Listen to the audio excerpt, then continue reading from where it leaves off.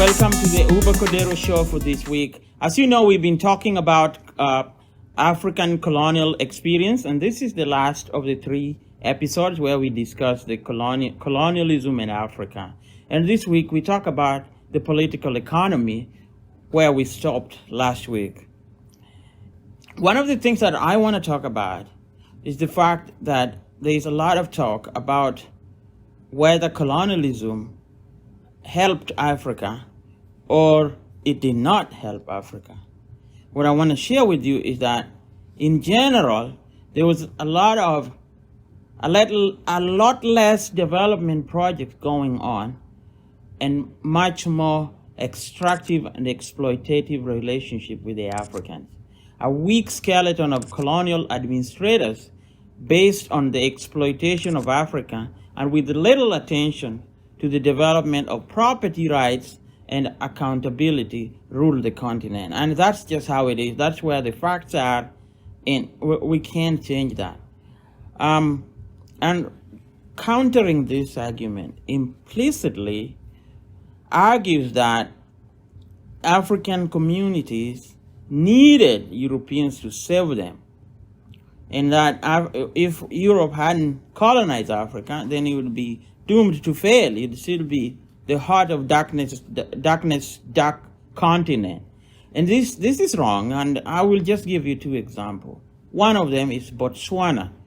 One of the countries that was least colonized in the continent is today one of the most thriving countries in the continent. And one of the reasons that it does that is because of its inclusive institutions that exist there and how these institutions are organic. When we say least colonized, means Botswana was one of those cases where Britain wasn't really concerned. They let it there because it was dry and there was nothing productive in it. But them leaving it behind and Botswana's access to natural resources like diamonds and how they handled this using African traditional communal values has made it one of the most progressive countries in the continent. Another is Ethiopia, which was not colonized and went through a lot of hard times, but in the last 25 years, as an economic growth that has averaged over 10 to 12%, and is stable and is unified. So these 2 cases of Botswana and Ethiopia, they give us a window onto which we can examine Africa and reassess the value of colonialism. So what went wrong with colonialism? Why did it not work as it was planned? And one of the books that many of my viewers have been asking me to consider is How Europe Developed Africa. And it's a book written by Walter Rodney, who is a historian from Guyana. And his argument is a historical analysis of Europeans' impact with Africa from the middle 1500s all the way to the colonial period. And he argues that Europe colonized Africa, and this colonization process hindered the natural progression of the continent, and which impeded development. It impeded progression, and it destroyed natural ways which could have evolved for the continent. And his argument is an analysis of the impact of slavery, dislocation of people and talents and resources, and how colonialism was done, that it damaged people's psychology. So he goes on into a long detail about how this was dangerous. And he uses a Marxist language, Marxist analysis of looking at it, because he's writing in the 70s, which that was commonplace for writers to examine that. And his argument is pretty, it's believable. It makes a case about historical consequences of colonial rule. And another one, which is written by Lenin, and Lenin is a Russian scholar before he was leader of the Bolshevik Revolution in 1919, and he's written a book called Imperialism, the High State of Capitalism, the highest form of capitalism. And he argues that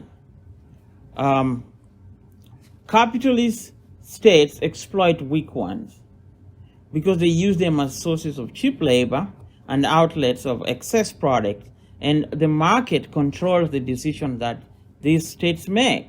And imperialism is necessary to dump excess capital. So because of capitalism, European countries are likely to be colonizers. And it was writing in 1917, and shortly after, European colonialism was entrenching itself in Africa and Asia. So his argument is that because capitalism had started in Europe, it was almost natural that it was going to spread. What it doesn't explain is how then communist societies like Russia and China also attempted to expand. So that is the limit of his argument. And another one, which is also a structuralist argument, is written by Immanuel Wallstein. And Wallstein is an American sociologist and an anthropologist who studied Africa. And he comes up with a theory called world systems theory. And in this theory, it takes away from the nation states, but rather he looks at the world as a factory, like with a linear progression where something is produced here, is sold here, it's marketed here, and all these things. So he says the world is a system, and strong states are at the top of this system, and weak states are at the bottom. And the closer you are to the stronger states, the more likely you're going to be developed. So if there's Western countries like Canada, US, Europe at the farthest end, and then closer to them, Eastern Europe and countries that are in the middle, and then the lower end are the productive resource countries like Latin America and Africa. And what he argues is that because African countries find themselves in this position, they are bound to fail naturally. It's a static argument. One of the things that it doesn't explain is how then China rose, and how is it that Korea, Thailand, and the Asian tigers have come out of their predicament to become countries that are as developed as they are right now. So that's Wallstein's argument. And it's fascinating. It's a structuralist argument to look at colonialism. Now, you can think about it also from an environmental perspective. And here you can look at classical capitalists like John Stuart Mill, an English scholar who lived in the 19th century. And he argued about natural advantages like weather, soil, rain, things that Europe had that facilitated a settled lifestyle, agricultural lifestyle, agrarian, which further led to industrialization. Now, Stuart Mills saw that Europe was advantaged because of how natural gifts of nature had made it possible for Europe to industrialize. And these gifts of nature, like weather, soil, rain, water, were absent in other areas like Australia, Africa, or Latin America. And because of this, it facilitated the surge of Europe from a position of underdevelopment before the Middle Ages to a position of power after the Middle Ages. And he said that this is probably an explanation as to why African countries were colonized and were subject to imperialism, because these natural advantages were absent. This environmental argument is also made by Jared Diamond, who is an American. He wrote a book called Guns, Germs, and Steel. And in the book, he argued that Europe conquered Africa not because of the features of African as people or as Europeans as more superior to African, but because Eurasia as a continent was expansive and had a diversity of resources like animals, like horses, land, which were agrarian, sort of like the same argument that John Stuart Mills made. And he said that if African people had lived in Europe and Europeans had lived in Africa, you'd have the same dynamic. Europe could have industrialized with the Africans, and Europeans living in Africa would have just been found in the same condition that the Africans were found after their contact with Europeans. So these arguments are much more nuanced, and they make the case for an environmental logic and climatic circumstances that then precedes colonialism. Now let's go to the colonial economy and why it did not really do what it sought out to do except to exploit Africans. And the unique features of African societies before European, actually in the 1800s, was the subsistence farming. And subsistence farming refers to an agricultural system where you grow things to satisfy your needs and a little more to exchange, to barter with somebody. So you will grow enough cassava or yams or plantain. And if you had more, then if you are living in East Africa, you would go to somebody who was having cows, like the Somalis, and you would trade some cassava for cows. And there wasn't poverty. It was just you met the needs that you had according to the demands of the time. Now, when Europeans come, they introduce cash crop. And cash crop means growing a single crop. It could be sugarcane, it could be cocoa, it could be anything that will fetch money. And colonial administration needed finance to finance itself. Remember, these colonial projects were self-funding. So if a territory was conquered, say Uganda, it had to finance for itself by finding resources to do that. Then meant that the people living in these communities are forced to enter into cash economy. They have to find money to run, and the colonialists do a very good job in ensuring that these colonial entities are self-sustaining. So there are two ways that a colony could finance itself. One way is labor in the mines or cash crops. And labor in the mines are prevalent in societies that were extractive colonies, so where you find gold mines, like in the Congo or Zambia and parts of South Africa. So men will go to the mines and dig these mines and get a wage labor. They will be paid for their labor. Sometimes they would leave their families to go work in the mines. These mines would be enclosed and they would be given passes. So those who goes in there are only those working in the mines, except with few administrators who often were either Indians or white people.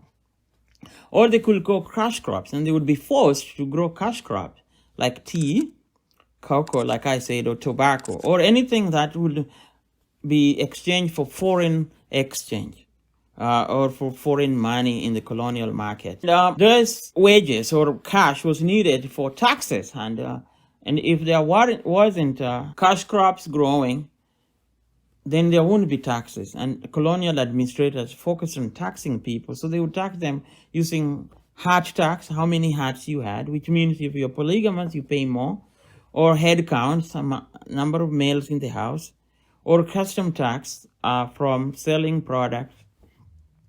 And these taxes then will be used to run the economy.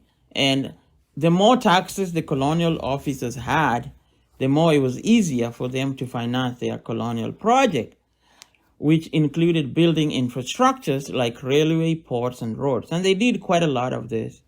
The ports were to export things to the empire. The railways was to open up interiors of this continent for commerce, so then they could tax more.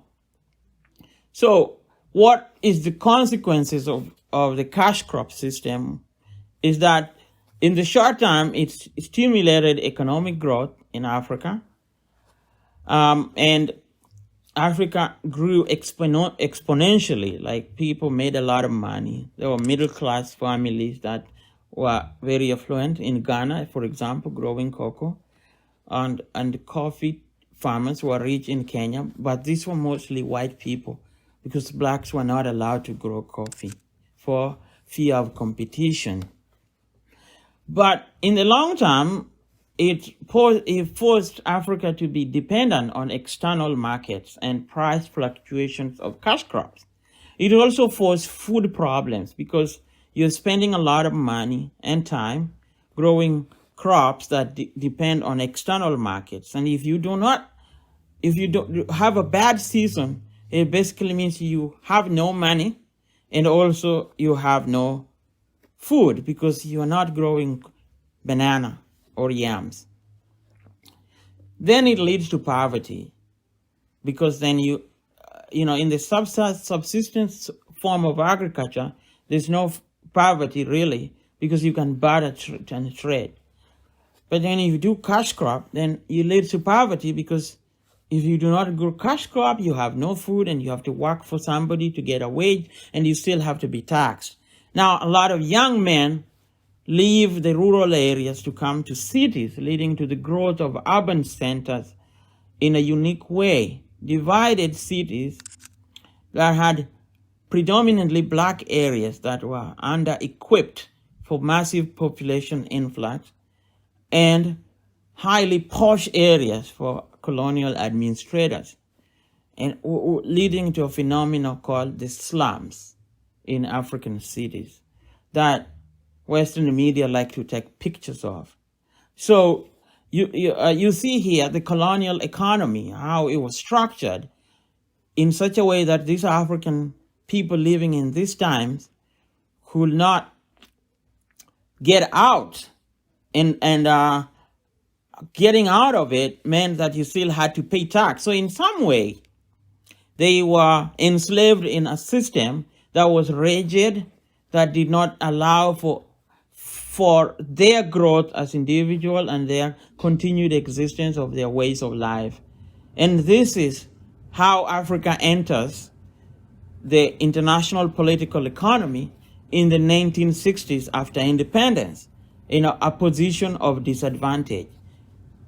And I wanted to talk about this more. And I know there's a lot that I haven't covered, and I couldn't because of the time and the limits that I have. But if you want more, you can study it.